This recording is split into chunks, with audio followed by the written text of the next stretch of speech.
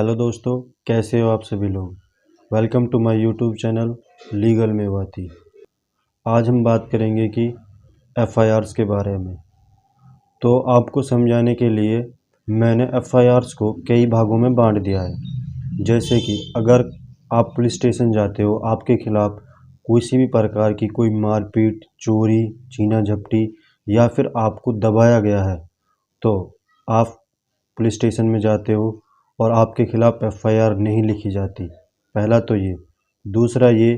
कि अगर आप पुलिस स्टेशन में आपके खिलाफ़ किसी अन्य व्यक्ति ने झूठी एफआईआर, फर्जी एफआईआर दर्ज करा दी है या फिर किसी और केस में जिसमें आप हो ही नहीं और उसमें आपका नाम लिखवा दिया गया है,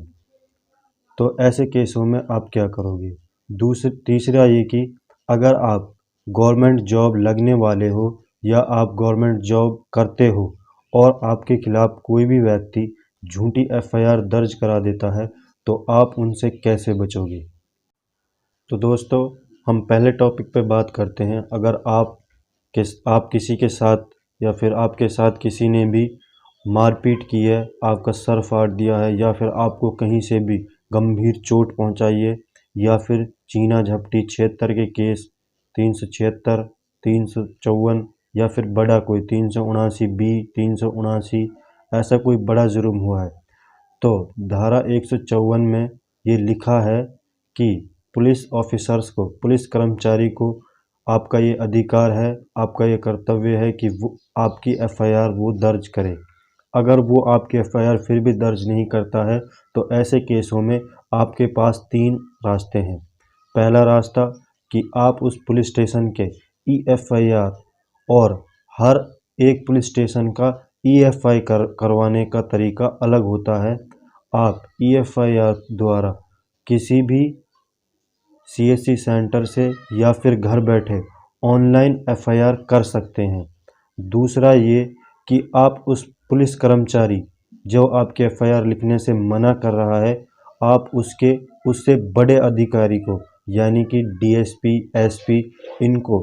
अपनी एप्लीकेशन या फिर आप उनसे मिलके कि सर मेरे खिलाफ़ ऐसा कुछ हुआ है या फिर मेरे साथ मारपीट हुई है या फिर मेरे घर पे मेरी जो लेडीज़ हैं उनको परेशान किया गया है या फिर उनको किसी भी तरीके से चोट पहुंचाई है, तो आप उनसे उनकी शिकायत कर सकते हो। तीसरा ये कि आप सीधा अपने सेशन कोर्ट, इलाका मजिस्ट्रेट के पास अपनी एक एप्लीकेशन दर्ज करवा सकते हो। और आपके लिए बेहतर यही होगा कि उस एप्लीकेशन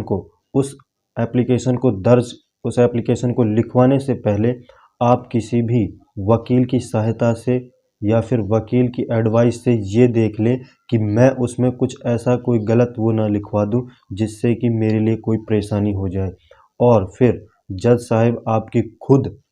एप्लीकेशन लिखेंगे और उस पर खुद ही वो लीगली कार्रवाई करेंगे, या फिर वो उस पुलिस स्टेशन के कर्मचारियों को वो एफआईआर फॉरवर्ड कर देंगे, उस एफआईआर को भिजवा देंगे और उस पुलिस कर्मचारी से कहेंगे कि आप इस एफआईआर को अपने रजिस्टर में उतार लीजिए और इस पर जितनी भी जल्दी हो सके उतनी ही जल्दी लीगली यानी कि कानूनी कार्रवाई की जाए। और दोस्तों, दूसरा टॉपिक हमारा है, अगर आपके खिलाफ़ कोई व्यक्ति झूठी एफआईआर दर्ज करवा देता है, झूठा केस लगवा देता है या फिर किसी केस में आपको बेवजह फंसा देता है जिस केस में आप हो ही नहीं, तो उस केस में आप अपने फादर को या फिर अपने किसी फ्रेंड को, ब्रदर को या फिर किसी भी फैमिली मेम्बर को डीएसपी या फिर एसपी दोनों के पास भेज सकते हो और उनके सामने वो आपकी बात रखें कि सर हमारा लड़का या फिर हमारे फादर साहब या फिर ये मेरा दोस्त इस केस में नहीं था, जिस दिन ये घटना हुई थी उस दिन वो आप एविडेंस ले जाइए, उस दिन वो कहीं बाहर था या फिर वहाँ था ही नहीं। ये एक झूठी एफआईआर में उसका नाम दे दिया है या फिर उसी के खिलाफ़ ये झूठी साजिश रची जा रही है, झूठी एफआईआर लिखवाई जा रही है। कई बार काफ़ी सारे केसों में ऐसा होता है कि डीएसपी, एसपी और उस पुलिस स्टेशन के कर्मचारी एक दूसरे से मिले होते हैं, वो आपकी बात को नहीं सुनते हैं, तो आप सीधा पहुंच जाइए कोर्ट में जाकर आपको किसी भी वकील की सहायता से एक एंटिसिपेटरी बेल ले लेनी है और जितने भी एविडेंस आपके पास हैं उनको कोर्ट में पेश कर दीजिए कि सर मैं वहाँ पे नहीं था, ये मेरे खिलाफ़ झूठी एफआईआर दर्ज करवा रहे हैं। और आपके लिए इन्वेस्टिगेशन बिठाई जाएगी जो ये पता करेगी कि आप सच बोल रहे हो या फिर आप झूठ बोल रहे हो। उसके बाद जब आपको नो एंटिसिपेटरी बेल मिल जाती है, आपको वो एक सर्टिफिकेट सा देंगे, उसे लेकर आप बेझिझक कहीं भी जा सकते हो, बेझिझक कहीं भी रह सकते हो। और जब आपको कोई भी पुलिस ऑफिसर्स या फिर पुलिस कर्मचारी अरेस्ट नहीं कर सकते जब तक कि आपके पास एंटिसिपेटरी बेल है, और आप जितनी भी जल्दी हो सके उस केस को ख़त्म करवाने की कोशिश करें। और आप हाई कोर्ट में भी एक याचिका दर्ज कर सकते हैं कि सर ये जो मुकदमा मेरे ऊपर लगाया जा रहा है ये झूठा है, और उन एविडेंस को वहाँ पर जमा करवा कर धारा 442 के तहत आप उस केस को रद्द करा सकते हो। और तीसरा जो हम बात करेंगे, अगर आपके खिलाफ़ झूठी एफआईआर दर्ज हो जाती है और आप गवर्नमेंट जॉब करते हो या फिर आपको गवर्नमेंट जॉब मिलने वाली है, तो ऐसे केसों में क्या होता है दोस्तों, अगर आपके खिलाफ़ किसी ने भी एफआईआर दर्ज करा दी है या फिर झूठा केस लगवा दिया है या फिर किसी अन्य केस में आपको धकेल दिया गया है, बेवजह आप उस केस में हैं भी नहीं और आपको उस केस में फंसा दिया गया है, तो ऐसे केसों में आपको बहुत सारे लोग कहते हैं, यहाँ गांव में भी काफ़ी सारे लोग, मेरे काफ़ी सारे फ्रेंड जिन्हें लॉ की नॉलेज नहीं है, वो कहते हैं कि उन्हें रिटायर कर दिया जाता है, उनकी नौकरी ख़त्म हो जाती है या फिर कोई मतलब उन्हें नौकरी नहीं मिलती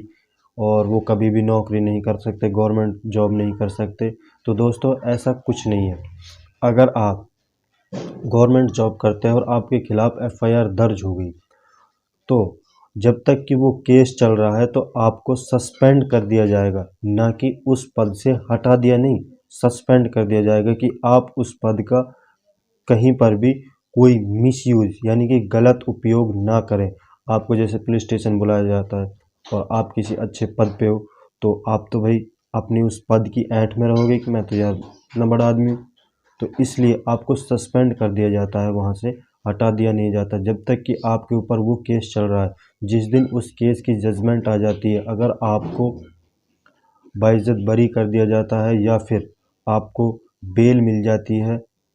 तो आप दोबारा अपनी जॉब ज्वाइन कर सकते हैं, आप अपनी सीट पर आ सकते हैं। अदरवाइज़ अगर आपके खिलाफ़ वो केस सिद्ध हो गया और आपको जेल जाना पड़ा, तो आपकी जॉब जा सकती है। दूसरा ये कि अगर आप किसी भी गवर्नमेंट जॉब के लिए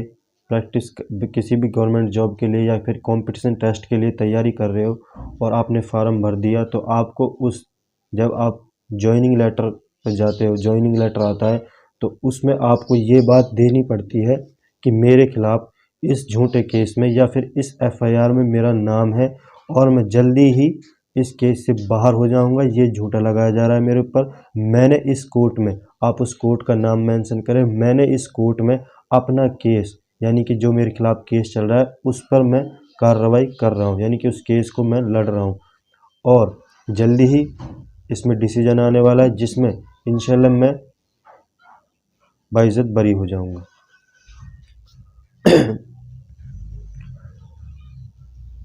अगर आप दोषी पाए जाते हो तो आपकी जॉब भी जा सकती है। Thank you for watching. बने रहिए हमारे साथ हमारे यूट्यूब चैनल पर। हम आपके लिए ऐसी ही नई नई वीडियोज़, नई नई जानकारियाँ लाते रहेंगे। Thank you for watching.